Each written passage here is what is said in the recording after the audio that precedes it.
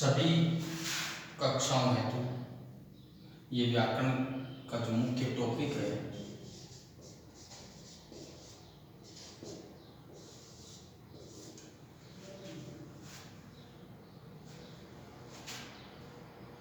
तत्शब्द pulling.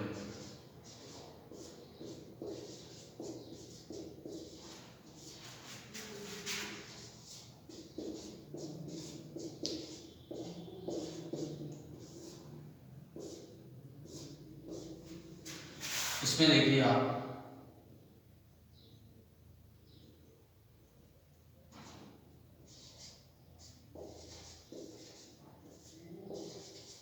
प्रथम पुरुष,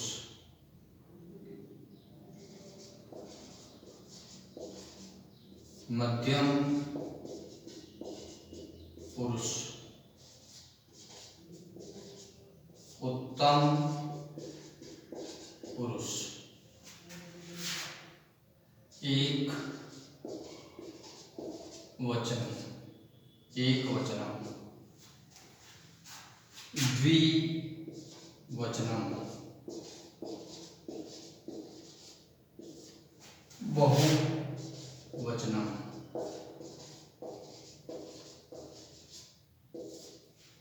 एकवचनम, द्विवचनम, बहुवचनम। अब देखिए आप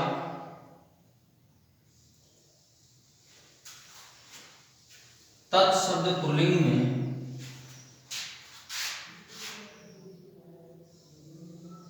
सबसे पहले आप पुरुष और वचनों के बारे में जान लीजिए। सभी कक्षाओं हेतु क्लास 6 से 10th तक सभी के लिए ये व्याकरण का टॉपिक महत्वपूर्ण है। सामान्यतः आप जानते हैं 3 वचन होते हैं संस्कृत में, एक वचनम, द्विवचनम, बहुवचनम। अब जो एक वचन जो होता है उसमें किसी एक का बोध होता है, व्यक्ति, वस्तु, स्थान, किसी एक चीज का बोध होता है, वो एक वचन कहलाता है। द्विवचन में 2 व्यक्ति, वस्तु, स्थान का बोध हो, द्विवचन। लेकिन ये बात छात्रों के समझने लायक है, कई बच्चों के लिए, कि बहुवचन का मतलब होता है अनंत। इसमें संख्या निर्धारित नहीं होती, फिक्स नहीं होती, कुछ भी। बहुवचन कहते हैं अनंत, यानी 2 से ज्यादा होने पर, 3 हो या 3 से अनंत तक कितने भी हो, अगर कुछ भी संख्या का बोध हो रहा है या नहीं भी हो रहा है तो वो बहुवचन के अंतर्गत ही आता है। वैसे आपको सामान्यतः पता है कि हिंदी में 2 ही वचन होते हैं, एक वचन और बहुवचन। लेकिन संस्कृत भाषा में 3 होते हैं, एक वचनम, द्विवचनम, बहुवचनम। और लिंग के बारे में भी साथ में हम जान लेते हैं। हिंदी भाषा में पुल्लिंग और स्त्रीलिंग 2 ही होते हैं, और संस्कृत भाषा में 3 होते हैं, पुल्लिंग, स्त्रीलिंग, नपुंसकलिंग। अब हम पुरुष के बारे में भी जान लेते हैं। जैसे आपके इंग्लिश में first person, second person, third person होता है, उसी प्रकार संस्कृत और हिंदी भाषा में प्रथम पुरुष, मध्यम पुरुष और उत्तम पुरुष। अब देखिए ये जो तत्शब्द पुल्लिंग है इसको अपन लिखते हैं और समझते हैं किस प्रकार ये हमारे लिए उपयोगी है। चाहे हम किताब को पढ़ रहे हैं, पुस्तक को पढ़ रहे हैं, या फिर उसका हिंदी अनुवाद कर रहे हैं, संस्कृत से हिंदी बना रहे हैं, हिंदी से संस्कृत बना रहे हैं, अनुवाद बना रहे हैं, बड़ी क्लासों में वार्तालाप कर रहे हैं, वार्तालाप का जो चैप्टर है वो कर रहे हैं, या रिक्त स्थान वाला जो चैप्टर है वो कर रहे हैं, अनुवाद बना रहे हैं, या कोई कहानी में काम में ले रहे हैं रिक्त स्थान भरने के लिए, सभी के लिए उपयोगी, छोटी क्लासों के लिए उपयोगी, 6, 7, 8 सब के लिए उपयोगी है ये। तो सबसे पहले लिखते हैं स। इस स का अर्थ होता है वह, तब,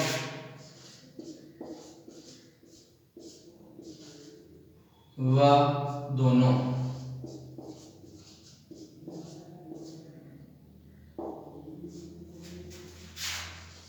ते वह सब, से का मतलब वह, तो वह दोनों, वह सब। अब देखिए त्वम, तुम, युवाम, तुम दोनों,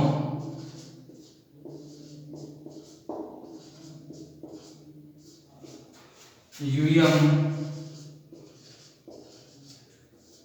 तुम सब।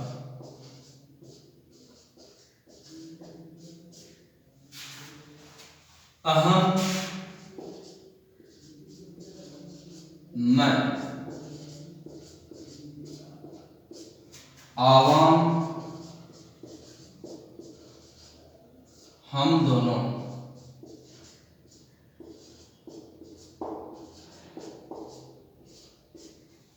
वयम, हम सब।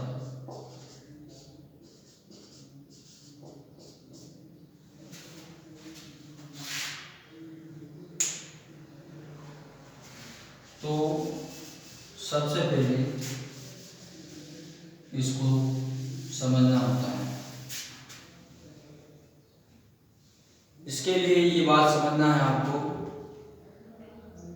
कि हमेशा अपने आप को सभी लोग उत्तम कहते हैं। कोई भी अपने आप को उत्तम के सिवाय कुछ नहीं कहता है। सब अपने आप को क्या समझते हैं? उत्तम। तो मैं उत्तम, क्या याद रखना आपको? मैं उत्तम, यानी मैं वाली लाइन में क्या आएगा? उत्तम पुरुष। मैं उत्तम। तुम मध्यम, तुम वाली लाइन में क्या आएगा? मध्यम पुरुष। बाकी सब अन्य, प्रथम पुरुष का एक और नाम है, इसको बोलते हैं अन्य पुरुष।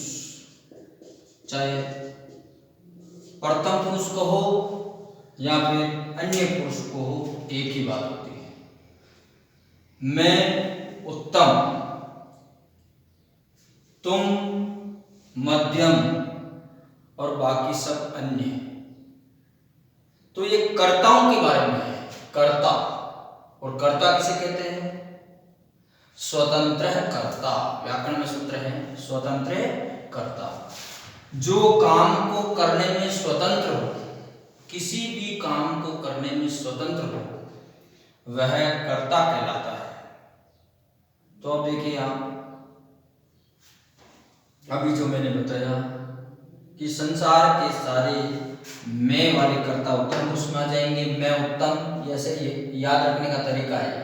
मैं उत्तम, तुम मध्यम, बाकी सब अन्य। संसार के बाकी जो कर्ता बचे हुए हैं वो सारे प्रथम पुरुष में आ जाएंगे। देखिए कैसे आते हैं, इसको समझिए। उदाहरण लेते हैं। जैसे सबसे पहले हम फर्स्ट उदाहरण लेते हैं। प्रथम पुरुष का एक वचन, स पठती।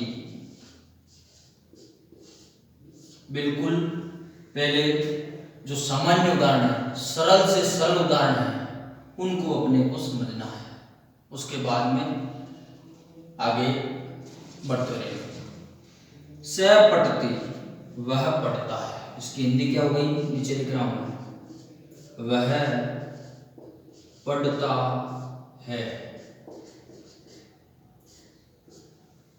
अब मैं आपको कह दूं कि वह लिखता है, तो आपको क्या करना है, स लिखति। पठति प्रथम पुरुष का एकवचन है, तो वो क्रिया है, और यह स करता है, तो स कर्ता प्रथम पुरुष का एकवचन है, तो क्रिया भी क्या हो जाएगी, प्रथम पुरुष के एकवचन हो जाएगी। यही ध्यान रखना है। तो स प्रथम पुरुष एकवचन है, पठति भी प्रथम पुरुष एकवचन है, तो कर्ता के अनुसार क्रिया आती है। यह अनुवाद का नियम होता है, चाहे इंग्लिश ग्रामर हो, चाहे हिंदी ग्रामर हो, चाहे संस्कृत ग्रामर हो, तीनों के नियम यही है। तो वह पढ़ता है, स पढ़ती। अब मैं आपको कह दूं वह हंसता है, तो हो जाएगा स हंसती। वह बोलता है, तो हो जाएगा स वदति। वह गाता है, तो स गायति। वह चलता है, तो हो जाएगा स चलती। वह दौड़ता है, तो स धावती। वह रोता है, स रुदती, रोदिति। आत्मनेपद में रूप बनते हैं इसके, स रोदिति। वह देखता है, स पश्यति। वह नाचता है, स नृत्यति। कोई भी धातु जोड़ सकते हो आप, होनी चाहिए प्रथम पुरुष एकवचन की, चाहे वो आत्मनेपद की हो और चाहे वो परस्मैपद की हो। कर्ता के अनुसार क्रिया लगानी है, इसी बात का ध्यान रखना है इस अनुवाद के चैप्टर में। जैसे अब देखो, यहां से उदाहरण ले लिया, अब यहां से लेते हैं प्रथम पुरुष का या फिर अन्य पुरुष कहो, इसका द्विवचन है, इसके पास में लेते हैं। तौ, से तौ, पठति पठते, पठन्ति। तो यहाँ पठति जुड़ा, तो यहाँ क्या जुड़ जाएगा, पठते। हंसती हंसते, चलती चलते। इसी प्रकार जोड़ना है, कर्ता के अनुसार क्रिया जोड़नी है। कर्ता जिस स्थान का है, क्रिया उसी स्थान की जोड़ दो। तो तौ पठती, यहाँ गया तो यहाँ आ जाएगा पठता है। अब इसकी हिंदी लिख देता हूं मैं यहाँ, वह पढ़ते हैं, वह दोनों पढ़ते हैं, वह दोनों पढ़ते हैं।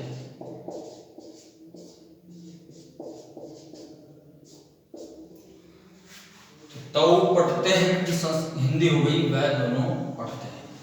अब देखो, इसी के आगे का तीसरा उदाहरण लेते हैं। से तौ ते लेते हैं, यहाँ पे लेते हैं ते,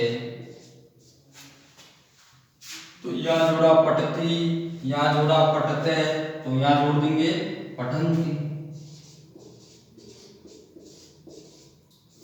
ते पठन्ति, तो यहाँ हो गया वह पढ़ता है, से पठती। यहाँ हो गया तौ पठते, वह दोनों पढ़ते हैं, तो ते पठन्ति बहुवचन हो गया, तो वह सब पढ़ते हैं, वह सब पढ़ते हैं।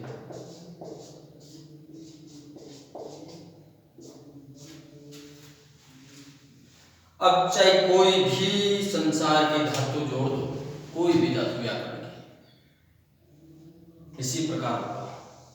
यह आपके सामने है। से चलती, वह चलता है। तौ चलता है, वह दोनों चलते हैं। ते चलंती, वह सब चलते हैं। से धावती, वह दौड़ता है। तौ धावतः वे दोनों दौड़ते हैं, ते धावन्ति वह सब दौड़ते हैं,